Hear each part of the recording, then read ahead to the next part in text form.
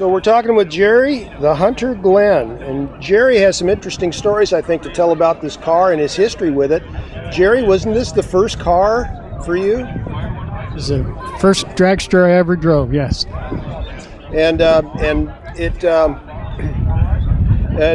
heard that it was like the first car you'd been down the track in or something like that. Ron, how did that all happen where Ron invited you to be the driver? Well, Ron and I met through my brother-in-law at Bakersfield March Meet, and I told him how much I wanted to drive a car and definitely didn't have the money to do it.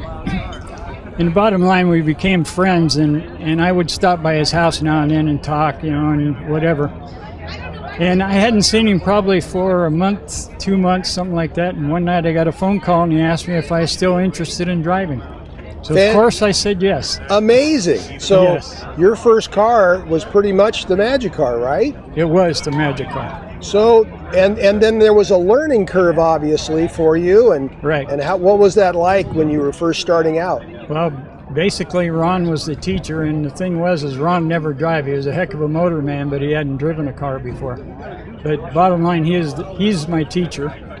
Basically told me different things to do and what to look at down the track and what have you. And he kind of detuned the car. I mean, he wasn't putting it on, kill, so I could get used to it or whatever. Right. And actually the first time, you make a quarter pass, a half pass, 3/4 pass. Well, on the 3/4 pass, I came back and I told him, feels like it's going to push me out the back of the car. I said, I got out of it because it just feels like it's going to shove me out the back. Right. So he says, he said, well, next time just drive it farther. Try to drive it all the way through. So the amazing thing about the body is I did the next run. The following run after that, I didn't have that sensation anymore at all. So he knew a lot for never ever driving one. Wow.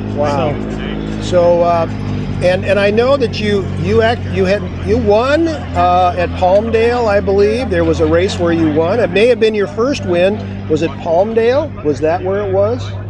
Palmdale, I believe, was our first win. Right. And it was their grand opening race, which made it kind of nice. There was a lot of good cars there, and everything worked out in our favor. And we managed to beat Danny and Gaius in the Mangler in the last round. So how pretty exciting. How good did that feel? Very good, very good. Wow. Top Eliminator trophy, the whole shot, right? I still have it. Oh, wow.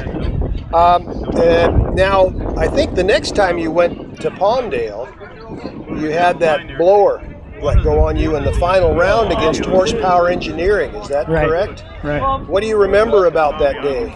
Well, actually, we not only lost the blower. What happened is we lost the clutch. The flywheel broke, actually. And when did that happen? Down the track at some point, or probably just before the lights. So I mean you're traveling pretty good, but it tore up the car pretty good inside. So we had to do some work on it to get it back out there again. But another learning curve. Back then you smoked the tires; they didn't have the slipping clutches or whatever. Right. But Ronnie decided that we weren't going to break a flywheel again, so instead of putting an aluminum one back in, he put a steel flywheel in it, which makes it a little bit harder to control because, needless to say, the steel spins a lot faster than the aluminum does. Sure.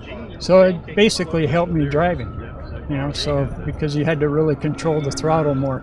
That's a question that we've always had is how did you guys, what techniques did you use to get down the track? Was it a little brake? Was it a little just letting off on I never used the brake. I used the throttle. You used the throttle. A lot of guys use the brake, which I never mastered that, so I can't tell you how that works. But so you'd leave.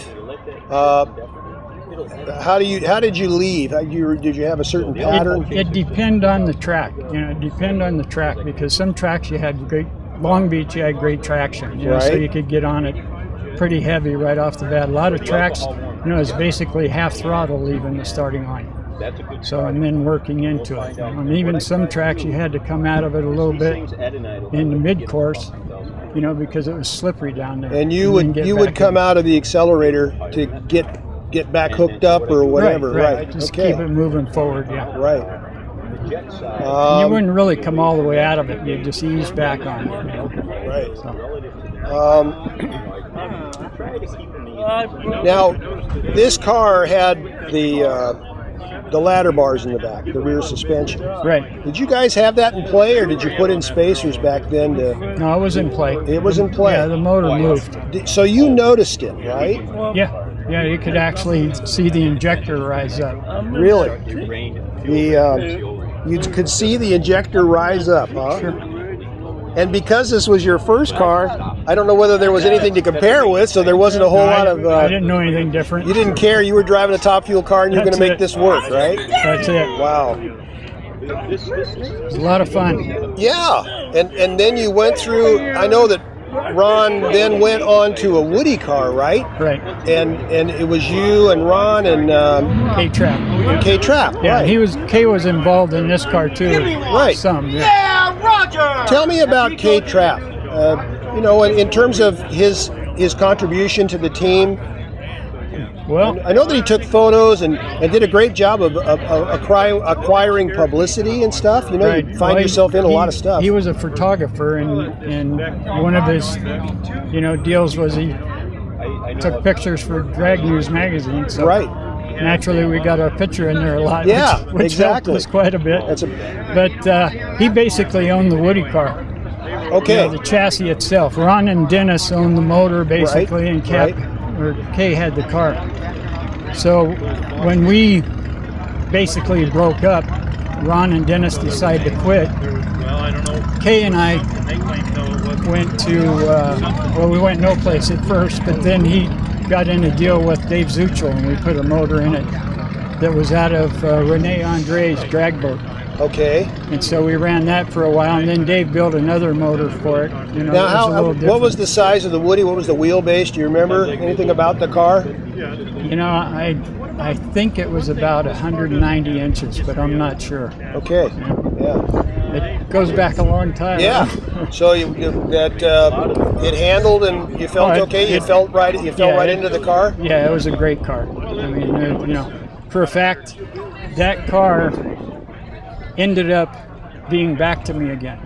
Really? Yeah, because after we quit running with Zuchel, I was going to drive for John Masmanian. I was going to put a motor in it, and just putting a full body on the car and what have you. Right. All kinds of things were going on as far as getting the thing done, and John decided to go funny car racing because they were getting real popular with his nephew as a driver. Right. So the car ended up being sold to Rocky Childs. Well, when I quit driving for Bateman, I decided I wanted to get my own car. So that's when I ended up buying that car back from Rocky. So that's the car I have, and they're restoring it now back east. Oh, great! But and then Bill was interested in putting a motor in it because I needed somebody with a motor. Sure. So we got together, and that was the first car that him and I started running together, and then we went to a Tuttle car after that. Right.